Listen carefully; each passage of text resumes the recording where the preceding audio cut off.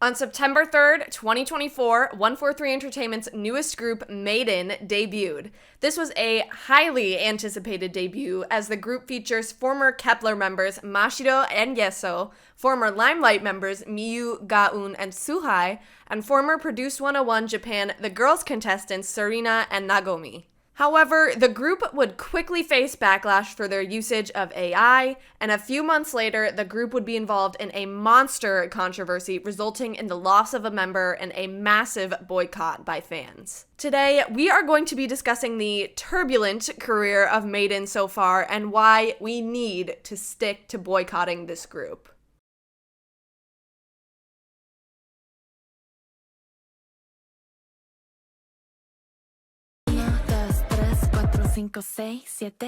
Before there was Maiden, there was Limelight. Limelight was like Maiden before Maiden was actually a thing. Limelight officially debuted under 143 Entertainment on February 13th, 2023 with the EP Love and Happiness and the title track Honestly.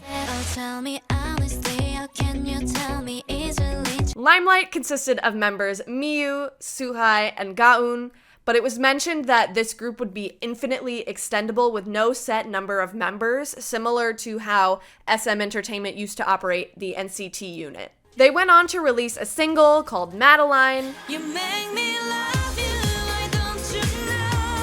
and a full album with the title track Ta-Da, before their accounts were rebranded to Maiden on July 15th, 2024. Limelight's career wasn't super memorable. They don't have any like crazy high charting songs. They never really went viral for anything. They just weren't super memorable in the K-pop space at that time. But just know that Miyu, Gahun, and Suhai have all been active idols under 143 Entertainment for a little bit longer than the rest of the Maiden members. The members of Maiden were officially revealed on July 29th, 2024. The group consisted of Miyu, Suhai, and Gahun of Limelight, Mashiro and Yeso, who were fresh off of their Kepler contract, and Japanese trainees Serena and Nagomi, who competed on the survival show Produce 101 Japan The Girls. A lot of these members came from survival shows, which gained them fans and more recognition, hence the name Maiden being chosen for the group. A common motto that they have is like, we made in you, as in like, your votes got us to be idols in some capacity. Having all of these popular idols and trainees in one group meant that people were really excited for this debut. Kepler fans, Limelight fans, fans of Produce 101 Japan, just a lot of people were hyped to see what their debut would bring. And their debut certainly got some attention, but for the wrong reasons. Maiden officially debuted on September 3rd, 2024 with their EP Rise and its title track Uno. While the song itself was received neutrally to positively depending on where you look, the music video is another story. The official music video for Uno was filled with AI art, more so than actual footage, at times making the members look absolutely unrecognizable. Hopefully, you already know why AI is bad, but if you don't, the use of generative AI is bad for the environment due to the increased usage of water and energy required to operate AI systems. Additionally, AI art oftentimes uses real human-made art in its generation process, meaning the artist of the real human art isn't compensated for their work, and the generator of the AI work is knowingly or unknowingly trying to pass off someone else's work as their own. It can also take human artists out of a job. 143 could have hired CGI artists or other digital artists to work on Uno, add some fun effects, make it more grand. But instead of spending that money, they took the lazy route and just used AI. Fans who were highly anticipating this debut were very upset with 143 Entertainment for essentially ruining Maiden's debut with the gross use of AI. People called the comeback cheap, lazy, and soulless to the point of being disrespectful to the hard work of the members. Some even called for a boycott of the group and the video until something was done to fix it. Fortunately, a new version of the video was released with less AI called the natural version, even though there was still some AI in the video. Not the perfect solution, especially since allegedly the production company behind the music videos were not paid, but at least the company took some type of positive action, unlike what happened next. Maiden finished promotions of Uno smoothly and even had a fan concert in Japan for their massive Japanese fan base. Everything seemed normal by October. Just like any other group who had finished promoting, the group was staying active on social media and posting some choreography videos for their B-sides. But something was brewing under the surface. On November 10th, fans noticed that Gahun had unfollowed the CEO of 143 Entertainment, Lee Young-hak, removed Maiden from her bio, and deleted all of her posts. Fan concern immediately spread, with people questioning why she did this, while others were worried that this meant she was leaving the group. The next day, 143 Entertainment announced that Gahun would be going on hiatus for health reasons. Seeing as idols commonly take health-related hiatuses, this announcement garnered a breath of relief from Maiden fans as they rushed to support Gahun in the comments of that announcement post. Enter JTBC. On November 22nd, 2024, JTBC released an episode of their show Scandal Supervisor. It's often called a few different names. That's the name we are going with for this video, in which an anonymous fifth-generation multinational girl group member that debuted in September revealed that they were sexually assaulted by their company's CEO. The member's identity was never revealed in the episode, but due to the identifying information included and the blurred background footage that was provided, fans quickly deduced that this was, in fact, Maiden's Gahun. Jihoon's Carrot has an amazing video going through this episode and kind of explaining what Gahun accused 143's CEO of. I highly recommend watching it. It is very detailed, and it will even show clips of the original episode in there. But to summarize the allegations here, Gahun alleges the CEO blackmailed and sexually harassed Gahun after she was caught bringing a male acquaintance to the group's dorm. Gahun pleaded with the CEO to stay in the group, to which the CEO asks her to grant his wish if he grants hers. His wish is for her to be his girlfriend for a day. Keep in mind, Gahun was 18 at the time, which makes her legally a minor in Korea. Gahun felt that she had no choice but to comply with this request. The CEO forcibly kissed her, groped her, and inappropriately touched her in a locked room as part of their date. Gahun's parents fully backed her up in the episode, even alleging that they talked to the CEO, who said that he would step down and end all contact with the members, but he failed to keep this promise. He continued to watch the girls' performances and even sat next to Gahun on a flight to Japan just days later, which left every member of the group visibly distressed. In response to the speculation from the episode, 143 Entertainment released a statement on Maiden's page on November 23rd, denying the claims and saying that Gahun's story was based on misinterpretations of the situation. 5 days later, 143 doubled down on their denial and announced Gahun's departure from the group due to personal circumstances. Fans were outraged by the behavior of 143 Entertainment. I mean, responding to a sexual assault allegation by kicking the member who is the victim out of their group is just like truly disgusting and gross behavior and not the way to go about this situation at all. Fans started to organize boycotts, encouraging people to stop interacting with Maiden and all 143 Entertainment Group accounts and to not stream their music. They organized for protest trucks and banners, created change.org campaigns, and spread awareness for this case under the hashtags Justice for Gahun and Boycott 143 ENT, among other hashtags. Some members of Maiden have even shown support for this, with both Gahun and Yeso liking several posts criticizing 143 and showing support for OT7 Maiden members and fans. I encourage everyone watching to participate in this boycott because, as I am about to get into, things have not gotten better. At the end of the year, Mashiro did a live stream where her wrists can be seen covered in bruises. And this is not the kind of bruise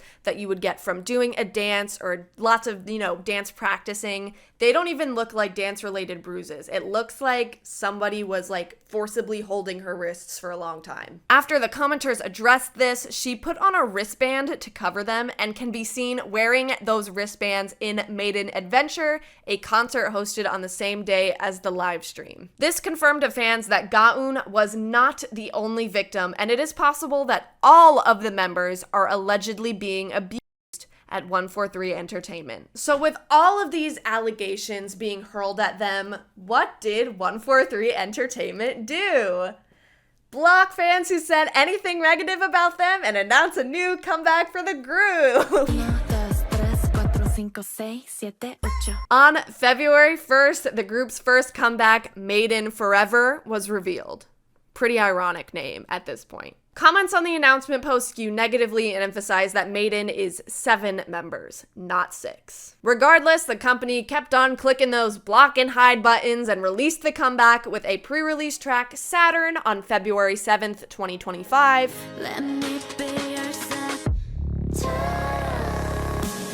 And the title track, Love Afraid, on February 14th, 2025.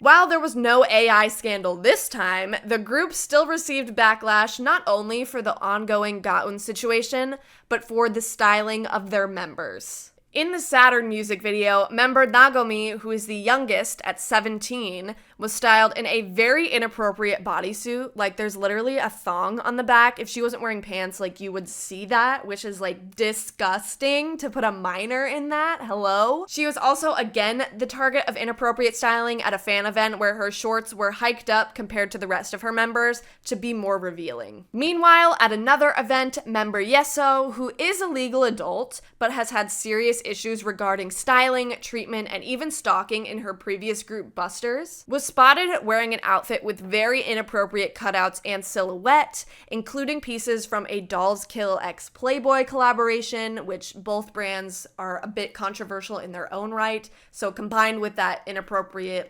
silhouette and cutouts, just not good. At this point, it was clear that 143 Entertainment had no regard for the safety of these young performers. They continue to put them into compromising situations in front of the public, and who knows what could be happening to them behind the scenes. They just keep making these girls weather the storm that the company created, and it is not fair to the members. Nevertheless, the group wrapped up promotions for Maiden Forever in March and went back to posting on social media as if they were a normal K-pop group. Gahun, on the other hand, was not about to go down without a fight.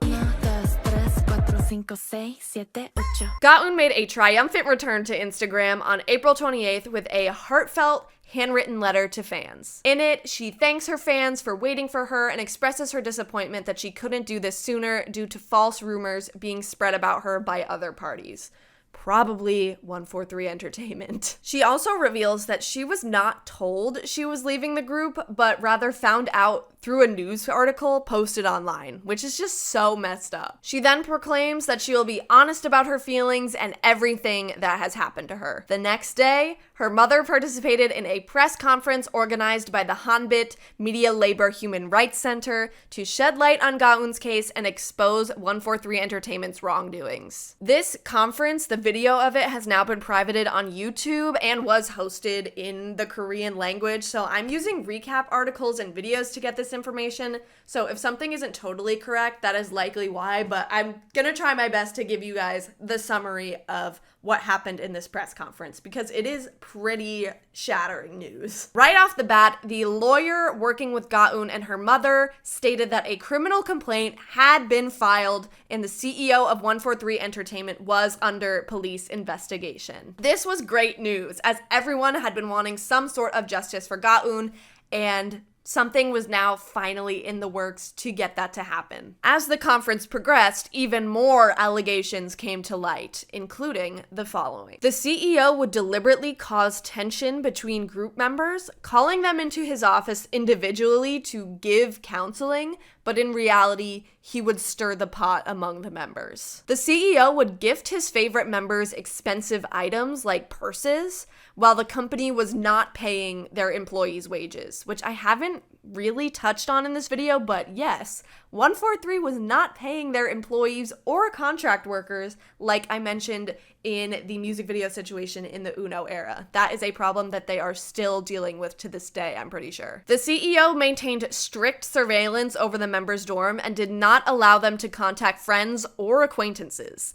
For example, when a member contacted one of their dance teachers, literally their dance teacher, not even a friend, someone they work with, the CEO came to the dorms and did a full phone inspection that lasted all day. He would also come to check phones at any hour of the day. So afternoon, 3 a.m., you name it, he could show up to check their phones. The CEO's misconduct with Gahun escalated after she graduated from high school. When she told him to stop, she was met with workplace disadvantages and unfair treatment, which could be classified as retaliation, which is illegal in South Korea. A recorded broadcast, likely the one on Scandal Supervisor, I'm not sure if that's 100% confirmed in this press conference, but I believe that is the one that they're talking about here, was actually released without Gahun's consent, and it scared her a lot when the episode actually aired. Her father went to the CEO to try and fix things, and he promised to work with them to meet their conditions. Gahun was then forced to like the company's statement regarding the episode that we talked about earlier on social media. She was also told to post the apology to her, personal account as well, but she refused, sparking another change in attitude from the CEO. Gahun requested a settlement payment, but the CEO said that that would be an admission of guilt and refused to pay Gahun. 143 then responded to these allegations with a statement, once again saying that Gahun's story was a misinterpreted version of events and shading Gahun for even requesting a settlement payment. They also did state that they were cooperating with the police investigation. Hopefully, we will find out more about the case soon. Hopefully, Gahun gets the justice she deserves, but that is all we know for now about this lawsuit. One last bit of major information is that on May 14th, 2025, another member, Suhai, entered hiatus for personal reasons. Originally, it looks like they said it was for health reasons. Now it's personal reasons. I don't know which one to believe, honestly. It's probably neither of them. Of course, this sent alarm bells ringing throughout the fandom. The last time a member went on a long-term announced hiatus, we know how that one turned out. People are seriously concerned for Suhai's well-being and safety and are calling for the group to disband for what I hope are now obvious reasons. Aside from this, more scandals are beginning to develop for Maiden, such as universities blocking fans who are protesting Maiden's inclusion in their university festivals, Mashido being heavily overworked, which isn't new news, but I had to note it somewhere because girly pop is sleeping 2 hours a night, and that is not cool. And now even having a stalker, and Suhai's phone number and Kakao Talk being put up for sale on X. Even though the Maiden Instagram account has now limited their comment section, the boycott is still going strong and continues to fight for the group's members and emancipation from 143 Entertainment and their disgusting CEO. And as of now, that is the story of Maiden. I definitely want to make a part 2 for this video at some point since the group is still technically active and there is more potential for controversy, and of course Gahun's case is still ongoing, but I felt like it was really important to get some coverage for this group out there. Maiden is not a hugely popular group like aespa or Twice or any big 4 company group, and even in the middle of Gahun's case, the attention on her died down and people just forgot about her. It is important that we do not forget about Maiden. Boycott their music and social media, do not buy their albums or concert tickets, and avoid interacting with the group in any capacity. You speak with your dollars, and if we can dock 143's revenue enough, maybe they'll finally listen and give their victims the justice they deserve. And that is it for this video, guys. I hope you enjoyed it. It's a little bit more serious than my last one, but it was definitely something that I felt like I needed to cover. I am a huge Kepler fan. You can see, well, kind of, it's a little blurry, their Love Struck poster back there. I love Kepler, so it really breaks my heart that I can't support Mashido and Yeso in their new venture, but this group really deserves justice. So if you are watching this, please participate in this boycott. There are so many wonderful accounts on X and Instagram, like Protect Maiden and the Seven Project, that are really like dedicated to Maiden's case. So definitely follow them if you need more information. Watch Jihoon's Carrots videos. They are so well made. I love their channel so much. Honestly, go subscribe to them. They're so cool. But yeah, that is it for this one. Let me know what else you guys want to see next. I know there are some requests out there for Vicha.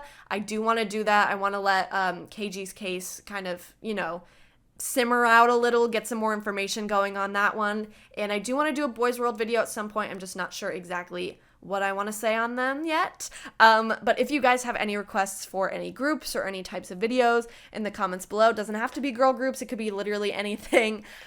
Just let me know in the comments below. Boycott Maiden, and I will see you in the next video. See you later.